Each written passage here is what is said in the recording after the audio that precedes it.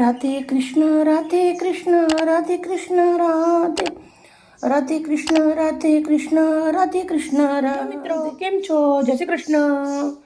ચોમાસાની મોસમ શરૂઆત થઈ ગઈ છે અને સરસ મજાના આપણે બનાવવાના છે ઉપમા. ઝરમર ઝરમર વરસાદ પડતો હોય અને ઉપમા ખાવાની ગરમા ગરમ મજા પડે. 5 જ મિનિટના અંદર બની રેડી થઈ જાવ. સરસ મજાના આપણે લાઇટ ઉપમા અને લીલી ચટણી બનાવીશું, બહુ જ સરસ મજાની.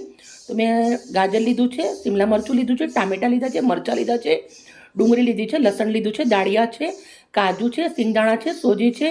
ચટણી બનાવવા માટે મેં લીધું છે લીલા દાણા, પછી લીલા મરચાં 3 નંગ, 2 લસણની કળી, આદુના 2 ટુકડા, થોડા સિંગદાણા, ખાંડ છે, જીરું છે અને મીઠું છે. આની આપણી ચટણી બનાવવાની છે. બનાવવાની રીતે આપણે ચાલુ કરીએ. મિત્રો વિડીયો સારી લાગે તો પ્લીઝ એક લાઈક કરજો. લીલા ધાણા, આદુ અને લસણ, મરચાં અને સિંગદાણા. દાણા મેં સમારી ધોઈ નાખ્યા છે. ખાંડ, જીરું અને મીઠું. થોડુંક આપણે પાણી નાખીશું. હવે આપણે ચટણી બનાવી દઈશું. મિત્રો ઉપમા આપણે બનાવતા જ હોઈએ અને ખાતા જ હોઈએ છીએ, પણ આપણે એકદમ હોટલ ટાઈપ બનાવવાના છે. તો હોટલમાં જ્યારે ખાવા જઈએ ત્યારે તમને તો ખબર જ છે ચટણી બધું મળે, એટલે આપણે એવી ચટણી પણ બનાવીએ છીએ આજે.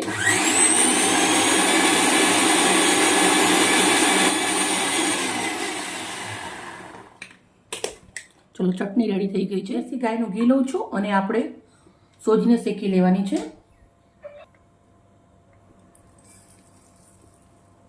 સોજી મેં 4 લીધી હતી, પછી વાટકીના અંદર લીધી છે. હવે આપણે 3 થી 4 મિનિટ સુધી સોજીને મસ્ત સુગંધ આવે ત્યાર સુધી શેકી લેવાની છે. જેવી રીતના આપણે શીરો બનાવીએ ને શેકીને એવી રીતે આપણે સોજીને મસ્ત શેકી લેવાની છે. મિત્રો આપણી સોજી મસ્ત શેકાઈ ગઈ છે. મેં 4 મિનિટ સુધી સોજી શેકી છે. સુગંધ પણ મસ્ત. તળિયાનું વાસણ લેવાનું છે, એના અંદર આપણે ઘી નાખી દેવાનું છે. ઘીને ગરમ થવા દેશું. મોટી 1 ચમચો ભરી ઘી નાખ્યું છે. થોડી રાઈ, થોડું જીરું, હિંગ અડધી ચમચી, સિંગદાણા 2 ચમચી એટલા, 1 ગાંઠ ઝીણું સમારેલું લસણ. લસણ નાખવાથી ટેસ્ટમાં બેસ્ટ લાગે છે. પછી મેં દાળિયા લીધા છે, તમે જોઈ શકો છો. તમે દાળ ચણાની બી લઈ શકો છો, પણ ચણા દાળ થોડી ક્રિસ્પી વધારે થઈ જાય છે. દાળિયાનો ઉપયોગ કર્યો છે. દાળિયા નાખી દીધા છે થોડા. પછી થોડા કાજુ નાખી દેવાના છે. પછી આપણે અંદર ડુંગળી નાખવાની છે. તો ઝીણી સમારેલી ડુંગળી નાખી દઉં છું. પછી ઝીણા સમારેલા તીખા મરચાં, પછી ગાજર,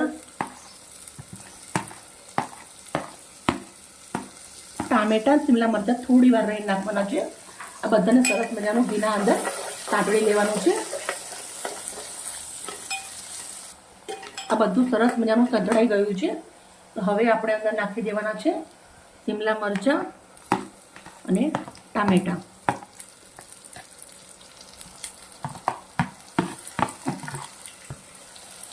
શિમલા મરચાં ટામેટા નાખ્યા પછી સરસ મિક્સ કરી દેવાનું છે. 3 થી 4 મિનિટ સુધી તેલના અંદર સતળાવા દેશું. હવે આપણે 1 ચમચી મીઠું નાખવાનું છે, 1 ચમચી ધાણા જીરું. આના અંદર હળદર અને લાલ મરચાંનો ઉપયોગ નથી કરવાનો. હવે આપણે 1 વાટકી સોજી લીધી છે, તો સામે આપણે 2 વાટકી પાણી લેવાનું છે.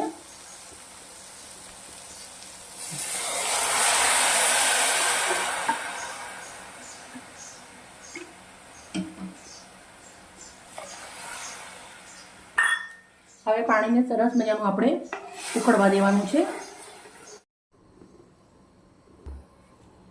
હવે આપણે પાણી ચેક કરી લેશું. પાણી સરસ ઉકળી ગયું છે. આપણે જે સોજી છે શેકેલી એ નાખી દેવાની છે.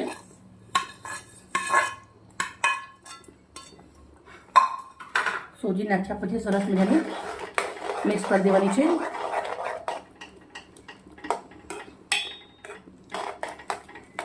હવે આપણે ધીમા તાપે 5 મિનિટ સુધી આને થવા દેવાનું છે. આપણા ઉપમા એકદમ બહુ સરસ મજાના બનશે. ધીમા તાપે 5 મિનિટ સુધી ઢક્કણ ઢાંકી દેશું અને થવા દેશું. 5 મિનિટ થઈ ગયા છે. મિત્રો તમે જોઈ શકો છો આપણા ઉપમા બહુ જ મસ્ત મજાના એકદમ ખીલા ખીલા બન્યા છે, બહુ સરસ. હવે આપણે અંદર થોડા લીલા દાણા નાખી દઈશું.